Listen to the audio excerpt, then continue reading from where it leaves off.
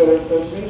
ನಿಮ್ಮಲ್ಲಿ ಯಾರು ಪ್ರಮುಖರು ತಿಳುವಳಿಕೆ ಒಂದು 5-6 ಜನನೋ 10 ಜನನೋ ನಾನು ಸರ್ಕಾರದ ಕಾರ್ಯದರ್ಶಿಗಳು ಇದಕ್ಕೆ ಸಂಬಂಧಪಟ್ಟ ಡೈರೆಕ್ಟ್ರು ಯಾರ್ಯಾರು ಸಂಬಂಧಪಟ್ಟಿದ್ದ ರಾಜ್ಯ ಮಟ್ಟದ ಅಧಿಕಾರಿಗಳ ಜೊತೆ ಒಮ್ಮೆ ಕರ್ಕೊಂಡೋಗಿ ಅಲ್ಲೇ ಚರ್ಚೆಯನ್ನು ಮಾಡ್ತೀವಿ.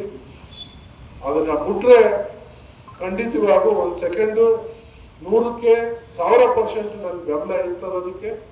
ಅದಕ್ಕೆ ಪ್ರಾಮಾಣಿಕವಾಗಿ ನಿಮ್ಮೆಲ್ಲರ ಜೊತೆ ನಾನು ಕೂಡ ನಾನು ಅದಕ್ಕೆ ನೀವೇ ಹೋಗಿ ಮಾತಾಡಿದ್ರಿ, ನಾನು ಒಬ್ಬನೇ ಹೋಗಲ್ಲ. ನಾನು ಒಬ್ಬನೇ ಹೋಗಿ ಮಾತಾಡೋದು ಅದೇನು ವಿಚಾರ ನಿಮ್ಮ ಗಮನಕ್ಕೆ ಬರೋಲ್ಲ. ನೀವು ಗ್ರಾಮದಿಂದ ಬನ್ನಿ, 5 ಜನ 10 ಜನ ಯಾರು ಬರ್ತೀರಿ ತಿಳುವಳಿಕಸ್ತರು ಬನ್ನಿ, ನಿಮ್ಮ ಮುಂದೆನೆ ಚರ್ಚೆ ಮಾಡೋಣ. ನಾನು ನಿಮ್ಮ ಪರವಾಗಿ ಮಾತಾಡ್ತೀನಿ. ಸಾಧ್ಯವಾಗಿ ಬಿಟ್ಬಿಟ್ರೆ ನನಗೂ ಎಲ್ಲದಕ್ಕಿಂತ ಹೆಚ್ಚು ಸಂತೋಷ ಕೊಡುವಂಥ ನಾನು. ನೀವು ಖುಷಿಯಾಗಿದ್ರೆ ನನಗೂ ಖುಷಿನೇ, ನೀವು ಚೆನ್ನಾಗಿದ್ರೆ ನಾನು ಚೆನ್ನಾಗಿದ್ದಂಗೆ.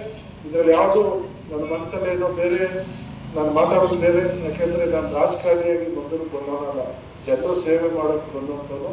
ನನ್ನ ಮನಸ್ಸಲ್ಲಿ ಇನ್ನೂ ಸೇವಾ ಮನೋಭಾವನೆ ಇದೆ, ಹೊರತು ಬಿಟ್ರೆ ರಾಜಕೀಯ ಮಾಡುವಂಥದ್ದು ಅಲ್ಲ. ಚುನಾವಣೆಯಲ್ಲಿ ಗೆದ್ದಿದ್ದೀನಿ, ನನಗೆ ಜವಾಬ್ದಾರಿ ಇದೆ. ನಾನು ನಿಮ್ಮ ಪರವಾಗಿ ನಿಮ್ಮೆಲ್ಲರನ್ನು ಒಂದು ತಂಡ ಕರ್ಕೊಂಡೋಗಿ ನಾವು ಸರ್ಕಾರದ ಮಟ್ಟದಲ್ಲಿ ಚರ್ಚೆಯನ್ನು ಮಾಡ್ತೀವಿ. ಆ 1 ದಿವಸಕ್ಕೆ ಬಿಟ್ಟರು ಸಂತೋಷ, 2 ದಿವಸಕ್ಕೆ ಬಿಟ್ಟರು, ಎಷ್ಟು ಬೇಗ ಬಿಟ್ರೆ ನಮಗೂ ಅಷ್ಟೇ ಸಂತೋಷ, ನಿಮಗೂ ಖುಷಿ, ನಿಮಗೂ ನಾವೊಂದು ನ್ಯಾಯವನ್ನು ಕೊಡಿಸ್ದಂಗೆ ಆಗ್ತದೆ. ಆ ನಿಟ್ಟಿನಲ್ಲಿ ಈಗ ಬೇರೆ ಬೇರೆ SIR ಏನೇನೋ ಪ್ರಕ್ರಿಯೆಗಳು ನಡೀತಾ ಇದೆ. ನಾನು ಕಾಲಾವಕಾಶನ ನಿಗದಿ ಮಾಡಿ ನಿಮ್ಮ ಎಲ್ಲ ಮುಖಂಡರಿಗೂ ಮಾಹಿತಿ ಕೊಟ್ಟು ನಾವು ಹೋಗಿ ಚರ್ಚೆಯನ್ನು ಮಾಡ್ತೀವಿ. ನಾವು ಪ್ರಾಮಾಣಿಕವಾಗಿ ನಿಮ್ಮ ಪರವಾಗಿ ನ್ಯಾಯವನ್ನು ಕೊಡಿಸುವಂಥದ್ದನ್ನು ನಾನು ಮಾಡ್ತೀನಿ. ಇದರಲ್ಲಿ ಯಾವುದೇ ಬದಲಾವಣೆ ಇಲ್ಲ. ಇಷ್ಟು ದಿವಸ ನಿರಂತರವಾಗಿ ಹೋರಾಟವನ್ನು ಮಾಡಿದ್ದೀರಿ. ನೀವೇನು ಗೆದ್ಲಿಗೆರೆ ಹೊಸದಾಗಿ ನೋಡ್ತಿರ್ಲಿಲ್ಲ. ನಾನು ಸಾಲ ಹೋಗ್ಬೇಕಾದ್ರೂ ಇದೆಲ್ಲ ಬಹಳಷ್ಟು